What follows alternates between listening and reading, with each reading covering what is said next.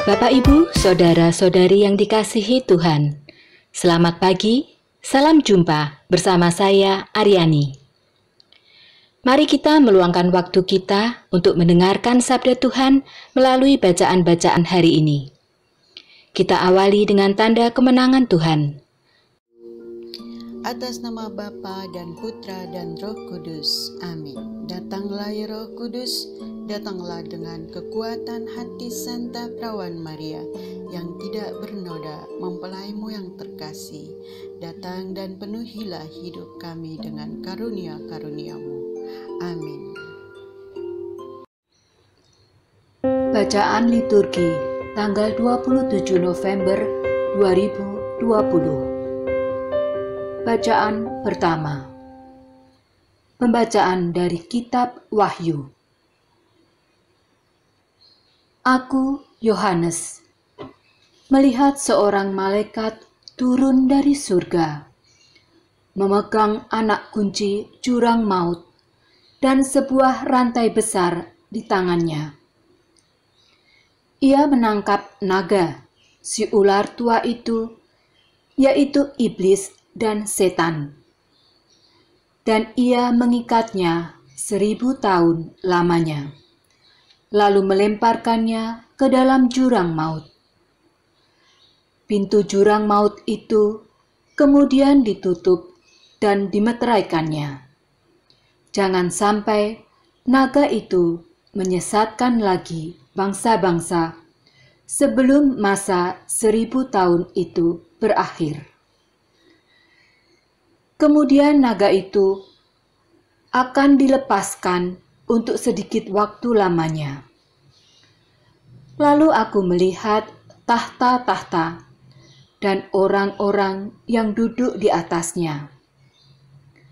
Kepada mereka diserahkan kuasa untuk menghakimi. Aku juga melihat jiwa mereka yang telah dipenggal kepalanya karena kesaksian tentang Yesus dan karena sabda Allah. Mereka itu tidak menyembah binatang dan patungnya, dan tidak menerima tanda binatang itu pada dahi dan tangan mereka. Mereka hidup kembali dan memerintah sebagai raja bersama dengan Kristus untuk masa 1000 tahun. Lalu aku melihat sebuah singgasana putih dan besar, dan aku melihat Dia yang duduk di atasnya.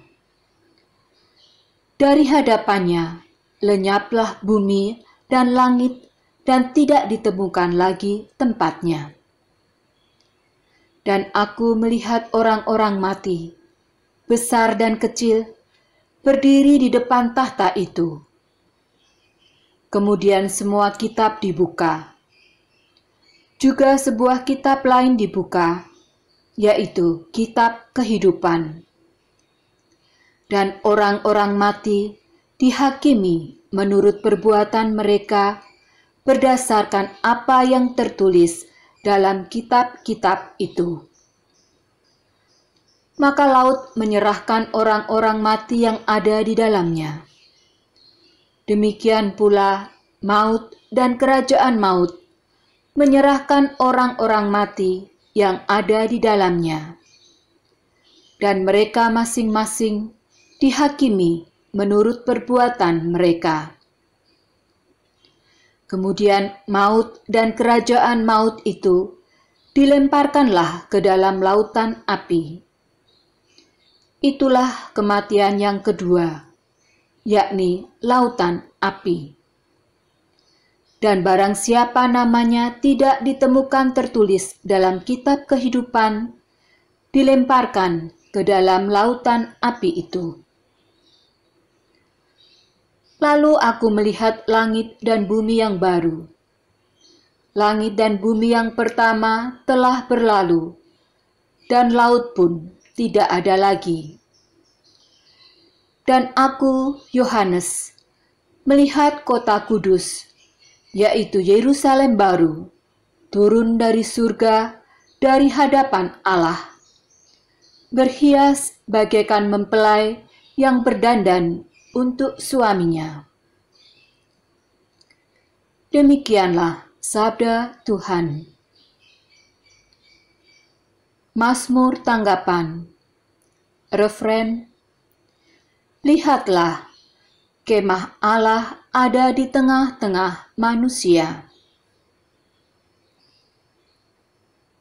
Jiwaku merana karena merindukan pelataran rumah Tuhan.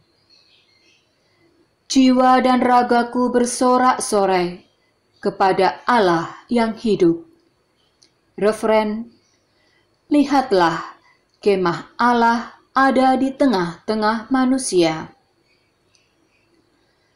Bahkan burung pipit mendapat tempat dan burung layang-layang mendapat sebuah sarang, tempat mereka menaruh anak-anaknya. Pada mezbah-mezbahmu, ya Tuhan semesta alam, ya Rajaku dan Allahku. Refren. Lihatlah, kemah Allah ada di tengah-tengah manusia. Berbahagialah orang yang diam di rumahmu, yang memuji-muji Engkau tanpa henti. Berbahagialah para peziarah yang mendapat kekuatan daripadamu. Langkah mereka makin lama makin tinggi. Refren.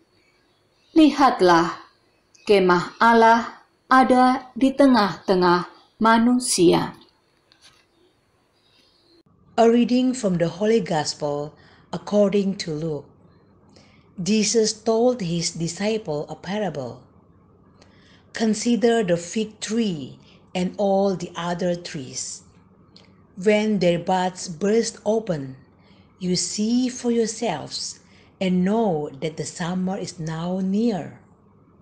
In the same way, when you see these things happening, know that the kingdom of God is near. Amen. I say to you, this generation will not pass away until all these things have taken place. Heaven and earth will pass away, but my words will not pass away. The Gospel of the Lord. Bacaan tambahan diambil dari kitab Daniel, bab 10 ayat 1 sampai dengan bab 11 ayat 1. Pada tahun ketiga pemerintahan Kores, raja orang Persia, suatu firman dinyatakan kepada Daniel yang diberi nama Beltsasar. Firman itu benar dan mengenai kesusahan yang besar. Maka dicamkannyalah firman itu dan diperhatikannyalah penglihatan itu. Pada waktu itu, aku, Daniel, berkabung 3 minggu penuh. Makanan yang sedap tidak kumakan. Daging dan anggur tidak masuk ke dalam mulutku. Dan aku tidak berurap sampai berlaku 3 minggu penuh. Pada hari ke-24 bulan pertama, ketika aku ada di tepi sungai besar, yakni sungai Tigris, kuangkat mukaku. Lalu kulihat, tampak seorang yang berpakaian kain lenan dan berikat pinggang emas dari Ufas. Tubuhnya seperti permata Tarsis, dan wajahnya seperti cahaya kilat. Matanya seperti suluh yang menyala-nyala, lengan dan kakinya seperti kilau tembaga yang digilap, dan suara ucapannya seperti gaduh orang banyak. Hanya aku, Daniel, melihat penglihatan itu, tetapi orang-orang yang bersama-sama dengan aku tidak melihatnya. Tetapi mereka ditimpa oleh ketakutan yang besar, sehingga mereka lari bersembunyi. Demikianlah aku tinggal seorang diri. Ketika aku melihat penglihatan yang besar itu, hilanglah kekuatanku. Aku menjadi pucat sama sekali, dan tidak ada lagi kekuatan padaku. Lalu ku dengar suara ucapannya.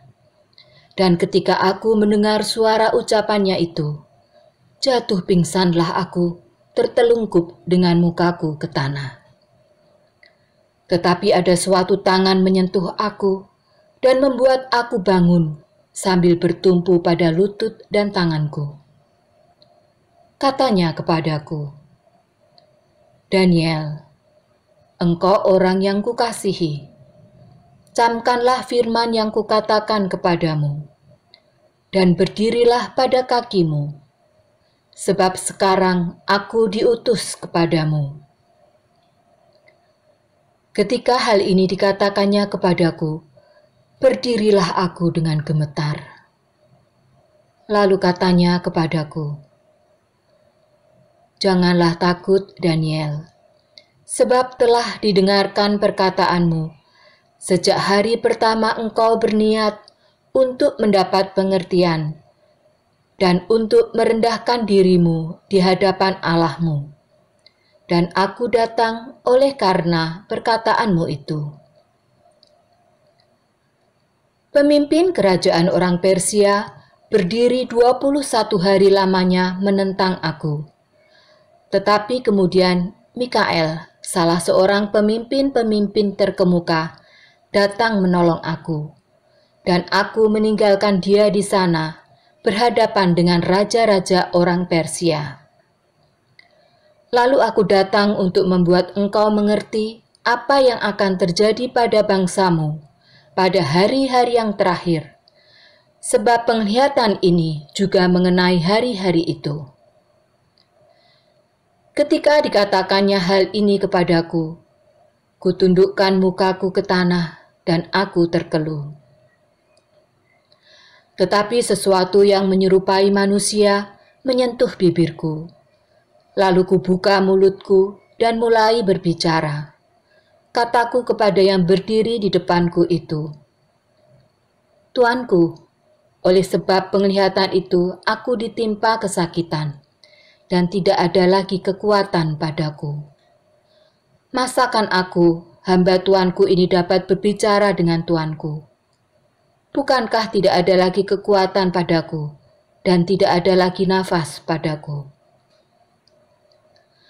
Lalu dia yang rupanya seperti manusia itu menyentuh aku pula dan memberikan aku kekuatan, dan berkata, "Hai engkau yang dikasihi, janganlah takut. Sejahteralah engkau, jadilah kuat, ya jadilah kuat."